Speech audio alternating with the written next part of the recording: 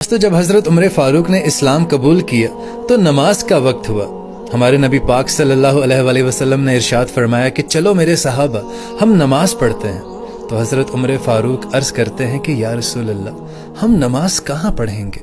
तो हमारे नबी पाक ने इरशाद फरमाया कि यहीं किसी कोने में पढ़ेंगे, क्योंकि ये इस्लाम का वो दौर था कि जब कुफ्फार का बहुत गलबा था, इस्लाम का दायरा कार बहुत तंग था।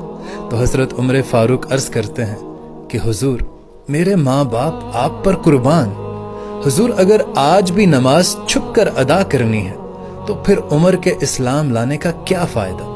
आज हम नमाज काबातुल्लाह में अदा करेंगे। तो हुजूर फरमाने लगे कि उमर कुफार का बड़ा गलबा है, लेकिन कुर्बान जाऊं उमर फारूक पर। हजरत उमर फारूक घोड़े पर सवार हुए और मक्का के गली कूचों में बा आवाज़े बुलंद ऐलान फरमाने लगे कि ए मक्का वालों आ जाओ, आज उमर मोहम्मद अरबी का कलमा पढ़कर उसका गुलाम बनकर आया है।